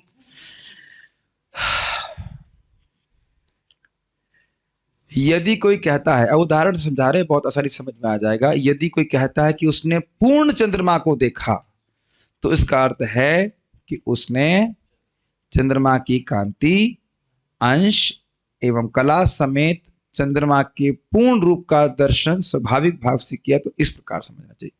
ये चंद्रमा की फोटो आपके सामने रखी गई है, पूर्ण चंद्रमा है कि नहीं? कांति दिख रही है आपको, विशेष रूप से फोटो रखी गई। अच्छा, कांति कहां से शुरू हो रही है? मेरा प्रश्न इतना इजी नहीं था। आप ये नहीं बता सकते कि कांति एग्जैक्टली कहां से शुरू हो रही है। आ तो चंद्रमा से रही है, कहने का मतलब उसको अलग नहीं कर सकते चंद्रमा से, लेकिन इतना महसूस कर रहे हैं कि कांति चंद्रमा नहीं है। कांति चंद्रमा नहीं है, लेकिन चंद्रमा से अलग भी नहीं किया जा सकता। आप चंद्रमा की बात उसकी कांति के बिना नहीं कर सकते। कुछ ग्रहण कर रहे हैं? एकदम एक ही समय में अलग भी नहीं है और अलग भी है, कुछ कुछ समझ में आ रहा हो। और कलाओं को भी आप देख रहे हैं इस फोटो में, ठीक है। तो सब लोग जानते हैं कला का अर्थ क्या होता है। तो कला का मतलब भगवान के एक बहुत सारे कला है, उनके एक्सपेंशन से, तो उन सबको श्रील व्यासदेव जी ने देखा। तो देखिए एक पूर्ण शब्द में कितनी सारी बातें छुपी हुई है। किंतु भगवान के विपरीत धर्म वाली बहिरंगा शक्ति अर्थात माया का दर्शन श्री कृष्ण के दर्शन के द्वारा नहीं हुआ, इसलिए उसका पृथक रूप से उल्लेख मायाम च के द्वारा कर रहे हैं। अंधकार और चंद्रमा अलग अलग वस्तु है कि नहीं? सूर्य और अंधकार अलग अलग वस्तु है कि नहीं? लेकिन मैं कहूं कि अंधकार सूर्य की शक्ति है। जो बुद्धिमान है वो समझ गए होंगे, कई बार मैंने इसको समझाया है। अंधकार का अलग अस्तित्व सूर्य से नहीं है। मान रहे हैं बात? ज्यादा फिलोसफिकल तो नहीं हो रही क्लास? वैसे तो मैं ज्यादा करना चाह रहा था, पता नहीं आप लोग को लग ही नहीं रहा है। क्या अंधकार का अस्तित्व सूर्य से अलग है? नहीं है। लेकिन कहां अंधकार और कहां सूर्य? ये बताइए कि सूर्य में कितना अंधकार है? बिल्कुल भी नहीं। और अंधकार में कितना सूर्य है? अब समझ में आ गया? अच्छा, बादल में कितना सूर्य है? कुछ भी नहीं। और सूर्य में कितने बादल हैं? विपरीत धर्म समझ रहे हैं, लेकिन अगर मैं कहूं कि सूर्य बादल के रूप में है, सूर्य बादल के रूप में है, सूर्य की शक्ति से तो बादल का निर्माण हुआ, और मैं कहूं कि बादल ही सूर्य के समान है, नहीं, वहां नहीं चलेगा। हम ये सब पहले ही बोल चुके हैं। गाय से ही गोबर होता है, लेकिन गोबर गाय नहीं है। ठीक है, याद आ रहा है? तो प्रभु जी, हम तो सोच रहे थे कि वहां पार हो गई, अभी दोबारा कंसेप्ट नहीं आएगा। नहीं माय डियर डिवोटीज, अचिंत भेदा भेद ये बार बार आएगा, कहां बचेंगे आप? आप देखिए हर श्लोक में आएगा, शक्ति शक्ति मत और अभेद, लेकिन माया और भगवान में बहुत भेद है।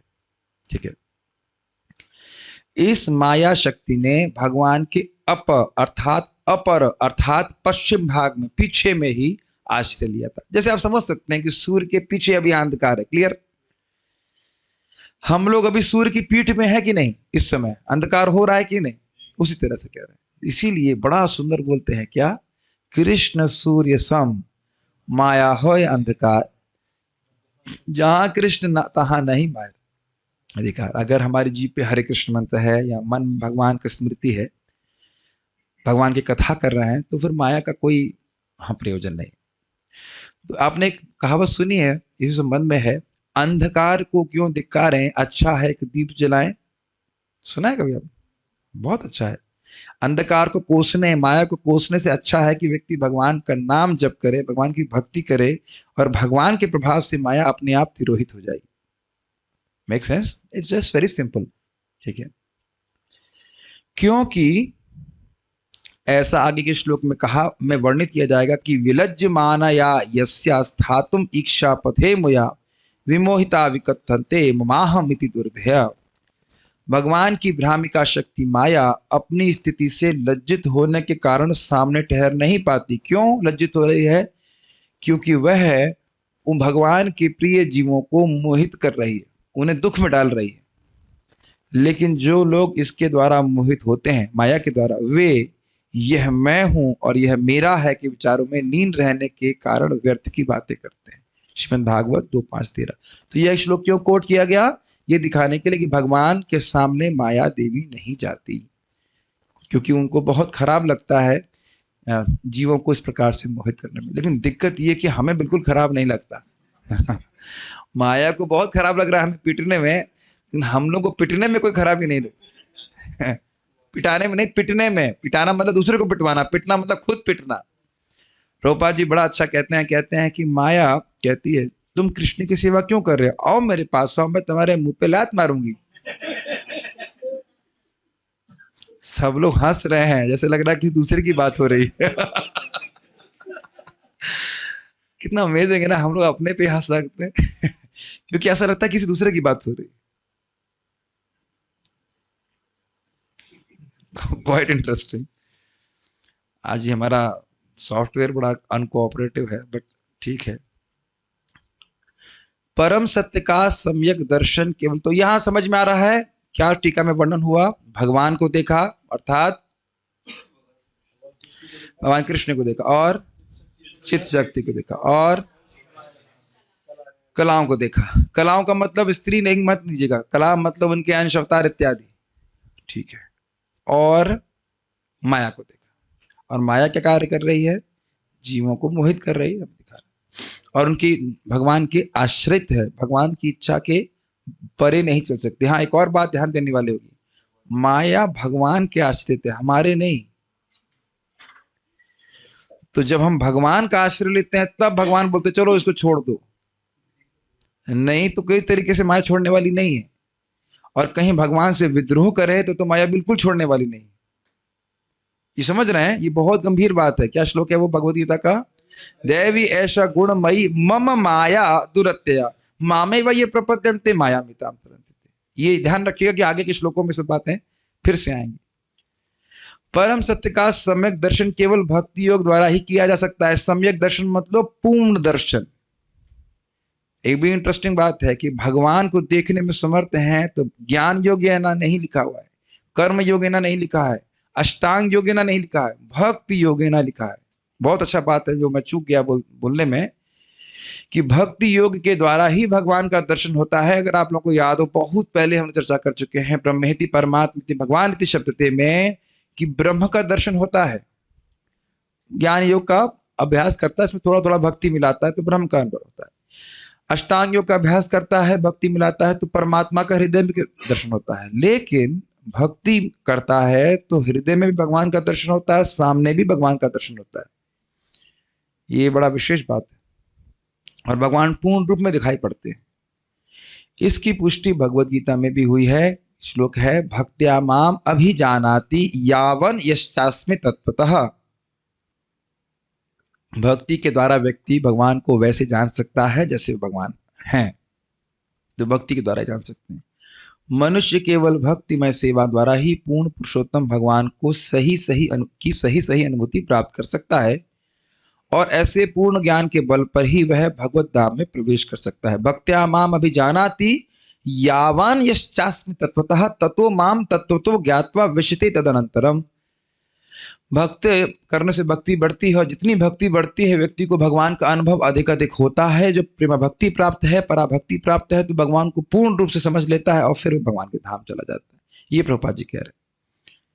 निराकार ब्रह्म या अंतर्यामी परमात्मा के अपूर्ण ज्ञान से पर ब्रह्म की अधूरी प्रतीति करके कोई भगवत धाम में प्रवेश नहीं पा सकता। तो समझ लीजिएगा, जो ब्रह्म का ध्यान कर रहे हैं उनको भगवान धाम के टिकट प्राप्त नहीं हो सकता, भक्ति के द्वारा प्राप्त होगा। बहुत इजी है। और कहीं किसी के मन में संशय हो तो परमात्मावादी व्यक्ति भी ब्रह्म में ही लीन होते हैं। भले ही वो परमात्मा का अनुभव हृदय में करते हैं, लेकिन भगवान की सेवा करने के रूप में उनकी भावना नहीं होती है, तो उन्हीं में जाकर के मिलने का प्रयास करते हैं, तो उन्हें भी ब्रह्म सायुज्य ही प्राप्त होता है। कई बार लोग सोचते हैं कि परमात्मा को देख लिया तो कहीं कुछ पहुंचेगा परमात्मा के लोक इत्यादि में। ना, वह परमात्मा की सेवा नहीं करना चाहते हैं, वह जाकर फिर से ब्रह्म में ही लीन होना चाहते हैं।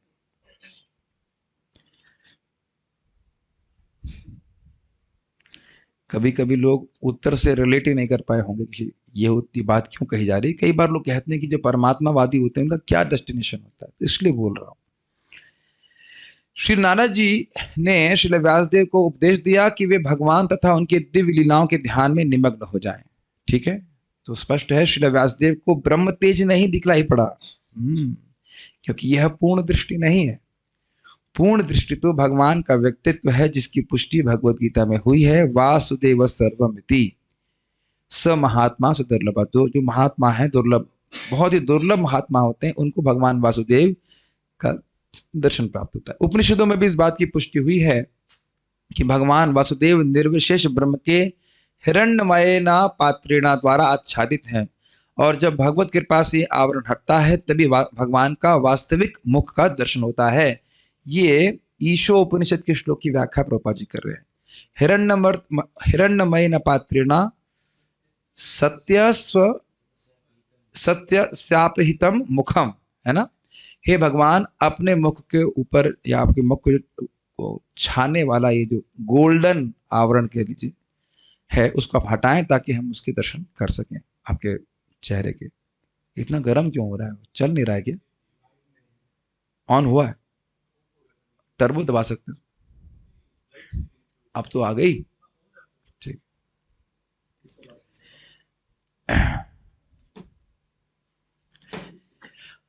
एक इंटरेस्टिंग बात है, इसको आप समझ लीजिए। ऐसे जैसे सूर्य बहुत प्रकाशमान हो तो सूर्य का स्वरूप नहीं दिखेगा कि नहीं, तो इसीलिए वो बोल रहे हैं कि भगवान श्री कृष्ण के शरीर से निकलने वाला दिव्य तेज है, उसके कारण से भगवान का स्वरूप नहीं दिख पाता है।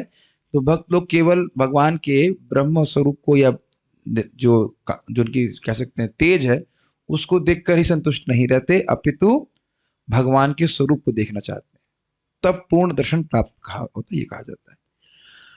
पर ब्रह्म को यहां पर पुरुष या व्यक्ति कहा गया है, ये इंटरेस्टिंग है। पुरुष शब्द का व्याख्या क्या होती है? पुरुष शब्द का अर्थ है पुरी में शयन करने वाला, गर्भो कारणोदकाशाही पुरुष अवतार, कारण सागर में शयन करने वाले। गर्भोदकाशाही मतलब गर्भ सागर में शयन करने वाले। क्षीरोदकाशाही मतलब क्षीर सागर में शयन करने वाले, और सबके हृदय में भी शयन करने वाले, इसलिए भगवान को पुरुष कह रहे हैं। बहुत अच्छी व्याख्या है इस प्रकार से। परम भगवान का उल्लेख अनेक वैदिक ग्रंथों में हुआ है, और भगवत गीता में तो पुरुष की पुष्टि सनातन तथा आदि पुरुष के रूप में हुई है। कहां पे है ये? मैं समझ रहा हूं 8वें अध्याय में।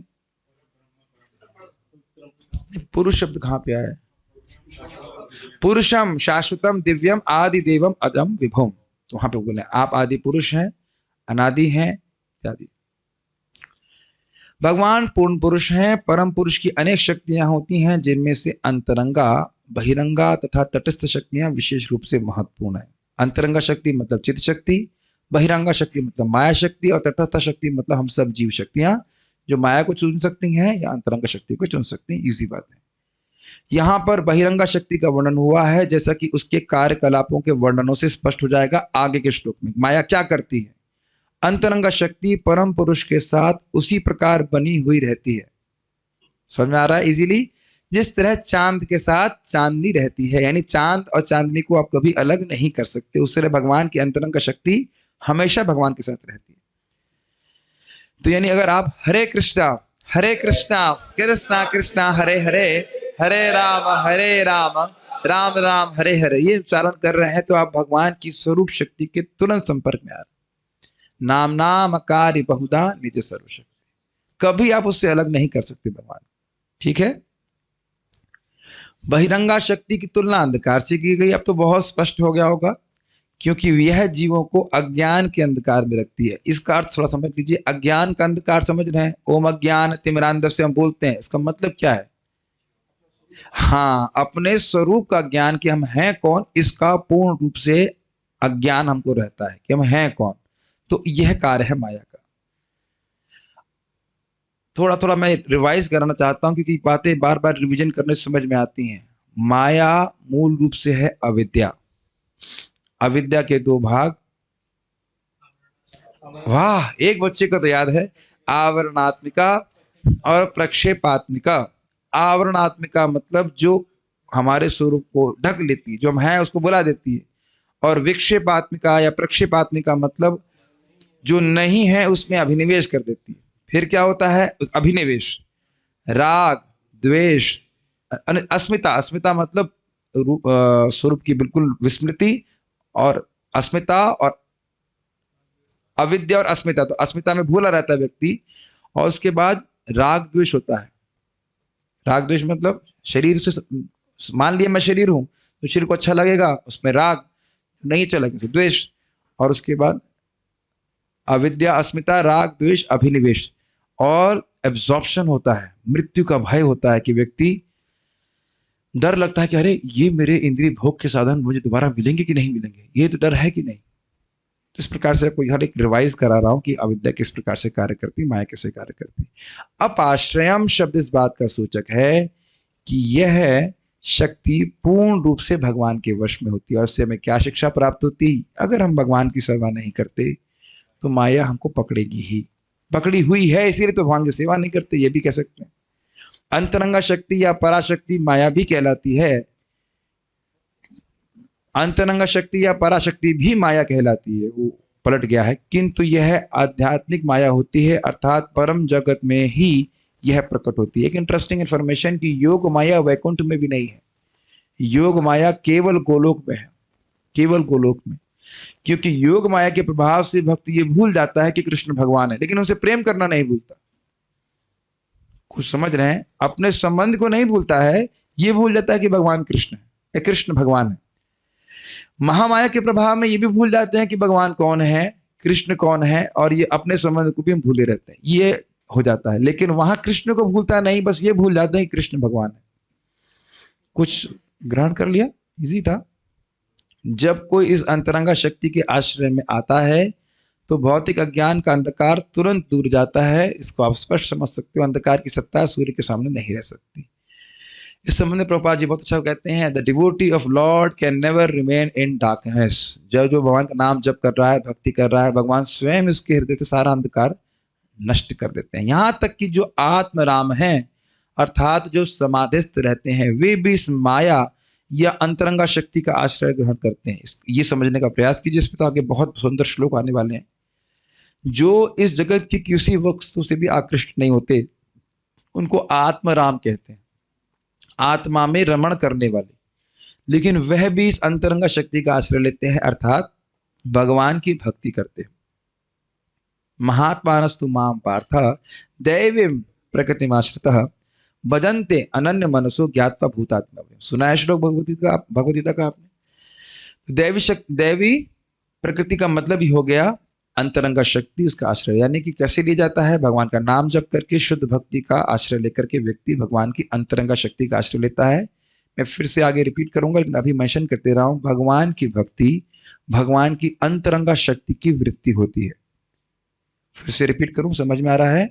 भगवान की भक्ति भगवान की अंतरंगा शक्ति की वृत्ति है। ये नाम जप करना, भगवान को प्रणाम करना, भगवान की पूजा करना, ये सब भगवान की अंतरंगा शक्ति है के अंतर्गत संपादित किया जाता है, और इसी कारण से सुख देने वाली होती है। मुझे ऐसा लग रहा है कि सबको समझ में आ रहा है, और मैं अज्यूम कर रहा हूं कि सबको समझ में आ रहा है। अदरवाइज ये श्लोक बहुत फिलोसफिकल है, बहुत सारी बातें हमने बहुत जल्दी जल्दी चर्चा करी हैं। भगवान से ही प्रार्थना है कि आप लोगों को समझ में आ जाए सारी बात।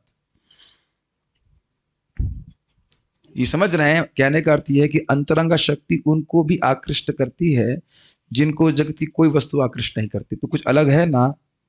कुछ नहीं समझ में आ रहा है बात?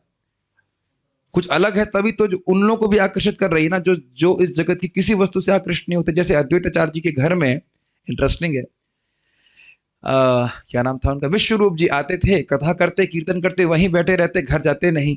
तो निमाई, बालक निमाई, और वो कपड़े भी नहीं पहने थे, बहुत छोटे बच्चे के रूप में। और वो आते, अपने बड़ाई भाई को बोलते, दादा, दादा बोलते होंगे, जो भी बोलते, दादा चलो माँ बुला रही है। और उनको देख करके अद्वैताचार्य जी बड़े आकर्षित होते, कहते हैं अरे दुनिया में मुझे तो किसी वस्तु से आकर्षण है नहीं, बच्चा मुझे क्यों उतना आकर्षित कर रहा है? तो क्यों आकर्षित कर रहा है? क्योंकि सब अंतर, हाँ, तो स्वयं भगवान है। इसलिए भक्ति में सेवा या भक्ति योग इसी अंतरंगा शक्ति का कार्य है। यही समझा रहा था अभी। सब लोग ऐसे देख रहे हैं, वैसे मैंने नहीं समझा रहा था क्या, वही तो बोल रहा था। जगत में हम कुछ कर्म करते हैं तो किसके अंडर में कर रहे हैं?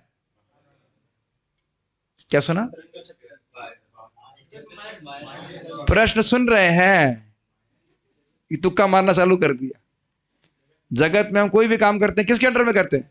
माया के अंडर में करते हैं, स्वाभाविक रूप से। बहिरंगा शक्ति तो गुणों के अधीन होकर करते हैं, लेकिन जो भगवान की भक्ति के कार्य होते हैं वो अंतरंग शक्ति के कार्य। प्रभु जी कैसे मालूम चलेगा? हाथ में माला डालिए और देखिए, नींद, जैसे नींद आना चालू होती, धड़ धड़ धड़ धड़ धड़ धड़, और एक्सपेरिमेंट कीजिए, माला से हाथ बाहर निकालिए, अरे नींद तो गायब, फिर हाथ डालिए, अरे आ रही है, फिर इसका हाथ निकालिए, अरे तो गायब। भागवत, एक बात बोले, क्या ये भागवत क्लास में आते ही मुझे नींद आना चालू जाती है। मैंने कहा ये भागवत अलग है, इसका मतलब दिखा रहा है कि भागवत की कथा अलग है, और जैसे भागवत समाप्त होती तुरंत नींद गायब। तो अलग परिवेश है कि नहीं? भले लग रहा है कि वही सब बातें हैं। ये सब प्रैक्टिकली आप समझ सकते हैं। वैसे देखिए, ये सब तो मजाक की बात है, लेकिन आप देख रहे हैं कि भगवान का नाम जप करके, भागवत पढ़ करके कितना अच्छा लगता है। आप प्रैक्टिकल देखिएगा। अब एक तरफ भागवत रखिए, कभी करना, और दूसरी तरफ कुछ भी, कोई न्यूज या कुछ पढ़ लिया, ऐसे करके रखिए। न्यूज पढ़ रहा है, कुछ पढ़ रहा है तो नींद नहीं आती, और फिर इसको बंद करके तुरंत भागवत पढ़ना शुरू कीजिए, तुरंत नींद आना चालू हो जाती है। क्योंकि माया जानती है कि एक बार कोई व्यक्ति भगवान की भक्ति करना शुरू कर देगा तो उसको पकड़ नहीं पाएगी, क्योंकि वे भगवान की संरक्षण में। ये बहुत अच्छी अच्छी बात है इसमें हम कहने के लिए। एक बात जो बहुत इंपॉर्टेंट शिक्षा है, हम माया से लड़ नहीं सकते, ना हम माया से लड़ रहे हैं। हम भगवान की अंतरंगा शक्ति का आश्रय लेने का प्रयास करें। Does it make sense? अंधकार में तलवार चलाने से कुछ नहीं होगा। कुछ होगा? नहीं होगा। आप सूर्य के सामने आ जाएं, अंधकार अपने आप चला जाएगा। Very very nice point. क्योंकि माया भगवान के आश्रय में, ये बार बार सुन रहे हैं, हमारे आश्रय में नहीं। इस प्रकार अपराशक्ति या भौतिक शक्ति के लिए कोई स्थान नहीं रह जाता, जिस प्रकार आध्यात्मिक प्रकाश के तेज के समक्ष अंधकार का कोई स्थान नहीं मिल पाता। क्लियर? ठीक है। ऐसी अंतरंगा शक्ति निराकार ब्रह्मबोध से मिलने वाले आध्यात्मिक आनंद से भी बढ़कर, इसको समझने का प्रयास कीजिए। जो व्यक्ति ब्रह्मानंद या ब्रह्मानुभव कि मैं ब्रह्म हूं ऐसा अनुभव प्राप्त करता है, सुख मिलता है, लेकिन मान के चलिए ग्लास के बराबर, जिसको पीने के बाद खत्म हो जाता है। वो खत्म तो खैर नहीं होता है वो भी, लेकिन उसको बोला जाता है कि बहुत सुख है, बहुत सुख है। लेकिन मान लीजिए वो एक ग्लास है, या कहीं बोलते हैं एक बूंद है, तो भक्ति का सुख कैसा है? एक सागर के समान, वह भी असीमित सागर के समान। तो यहां से भले हमको अभी उतना सुख भक्ति का नहीं मिल रहा है, क्योंकि हमारी भक्ति इतनी बढ़ी हुई नहीं है, लेकिन ये धारणा करनी चाहिए कि हम एम कहां पे कर। तो जिस व्यक्ति को प्रेम भक्ति प्राप्त होती है उसको इस प्रकार का सुख प्राप्त होता है। ठीक है? We are going for very high aim, और वह भक्ति योग के द्वारा ही प्राप्त हो सकता है, ब्रह्म अनुसंधान के द्वारा प्राप्त नहीं हो सकता। इसीलिए प्रभुपाद कह रहे हैं कि ब्रह्म अनुभूति से भी बढ़कर भी आध्यात्मिक बोध है, आध्यात्मिक आनंद है। भगवत गीता में कहा गया है तेज कि निराकार ब्रह्म तेज भी भगवान श्री कृष्ण के परम व्यक्तित्व से उद्भूत है। ब्रह्मणो ही प्रतिष्ठाहम अमृतस्य अव्ययस्य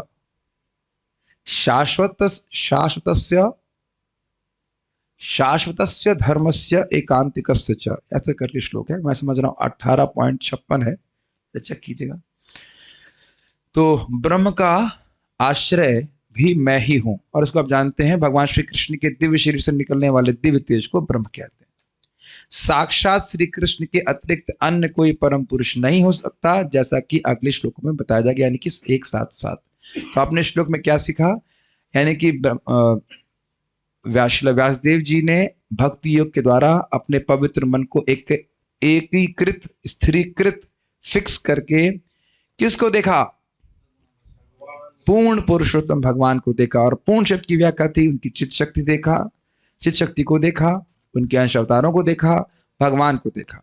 मायाम च मतलब उनकी बहिरंगा शक्ति को देखा, तद अपाश्रय मतलब जो उनके आश्रय में थी, इस प्रकार से देखा। अब वह माया क्या कर रही थी उसको हमने, भगवान ने चाहा तो हम कल देखेंगे। उम्मीद है कि आप लोगों को समझ में आ गया होगा माया क्या करती है, माया से हम कैसे बच सकते हैं, अनर्थों का नाश कैसे हो सकता है, इस सब की व्याख्या है। तो सभी को देखने का प्रयास कीजिए। कोई प्रश्न है किसी का तो हम देख लेते हैं। कोई प्रश्न नहीं है? नहीं है प्रश्न, इसके दो अर्थ हैं। एक अर्थ है कि सब कुछ समझ में आ गया है, और दूसरा अर्थ है कि यह भी समझ में नहीं आया है कि क्या समझ में नहीं आया। तो जो भी दोनों अर्थ हो सकते हैं उसको ले लेंगे। कि देखिए जब हमने वो जो क्विज स्टाइल में भागवत करी थी तब लग रहा था कि काफी बातें समझ में नहीं भी आई हैं, लेकिन कोई बात नहीं, हम पवित्र हो रहे हैं।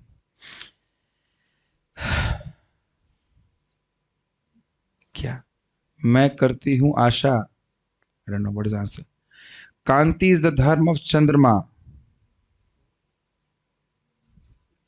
अच्छा, ये कह रहे हैं कि कांति चंद्रमा का धर्म है, मतलब उनका वह गुण जो उनसे अलग नहीं किया। सही है। इस पे और थोड़ा विचार कीजिए कि अग्नि ताप है कि नहीं है। अग्नि और ताप अलग अलग वस्तु हैं, लेकिन अग्नि और ताप को आप अलग नहीं कर सकते, और ये भी नहीं देख सकते कि कहां से अग्नि, कहां से ताप, किस बाउंड्री पे अग्नि और किस बाउंड्री पे ताप। ये जतन चरतामृत में बताया गया। तो भगवान मान लो अग्नि के समान है, तो ताप उनकी शक्ति के समान है। आप एकदम इंटरमिक्स्ड हैं, आप कह भी नहीं सकते कि कहाँ पे वो है। तो सही कह रहे हैं, जैसे कि ताप अग्नि का धर्म है, चंद्रमा अग्नि का धर्म है, एक गुण है। ओके, एक बार फिर से शक्ति को रिपीट कर दीजिए। देखिए वह शक्ति जो पूर्ण का मतलब था, पूर्ण पुरुष में पूर्ण शब्द की व्याख्या ये थी कि भगवान श्री कृष्ण को देखा और उनकी चित्त शक्ति को देखा, अंतरंगा शक्ति, और उनके अंशों को देखा, कलांश। अब उसमें फिर बात बोल रहे हैं माया को देखा, तो माया का मतलब भगवान की बहिरंगा शक्ति को देखा, ये बात बोल रहे हैं, कोई मुश्किल बात नहीं। सिर्फ गोलोक में ही योग माया है। हाँ जी, द्वारका, मथुरा और वैकुंठ में नहीं।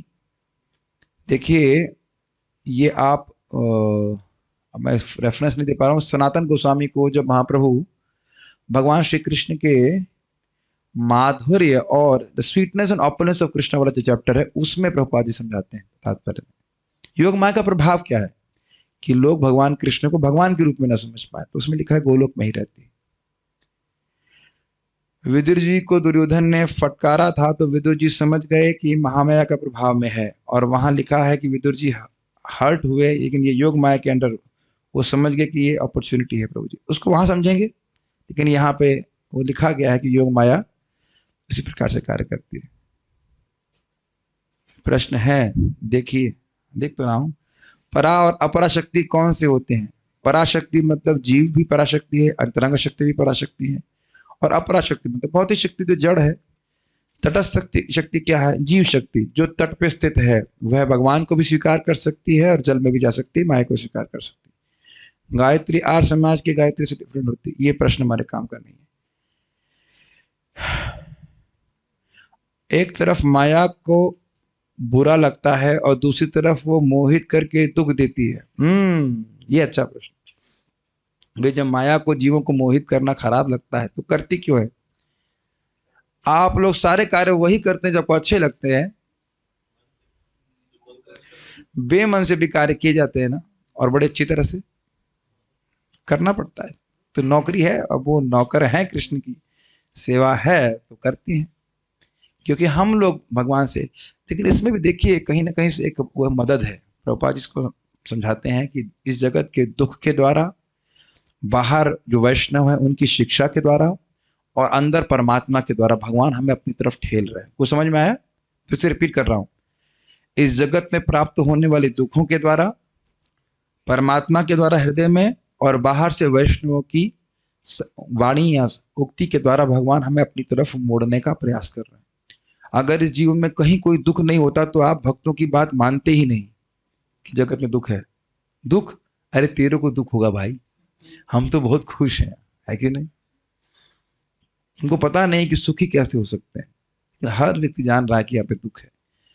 तो थोड़ा बताया जाता तो कम से कम जो सेन पर्सन, जो पागल नहीं है, वह समझ पाता है कि हम जगत में सुख नहीं भोग रहे हैं। तो कठिनाइयां और परेशानियां भी भगवान की तरफ जाने के लिए सहायता ही हैं, और माया उसमें सहायता कर रही है। चित शक्ति के बारे में डिटेल में बताएंगे, घबराइए मत, आने दीजिए। अभी आगे का ध्यान, आगे का श्लोक आने दीजिए, हम रुकने वाले थे ना, बताएंगे। महामाया और योग माया में क्या फर्क है? बता तो रहे थे, महामाया जीवों को मोहित करती है और योग माया भगवान कृष्ण की तरफ उन्मुख करती है। ओके, तो हम लोग भगवान की कृपा से पार कर गए आज। कल से हम सुनेंगे कि माया क्या कार्य कर रही है, और आगे सुनने वाले माया से कैसे हम निवृत्त हो सकते हैं। बहुत बहुत धन्यवाद। श्री प्रभुपाद की जय, श्रीमद् भागवतम की जय। कोई प्रश्न था क्या? नहीं, ठीक है। हम लोग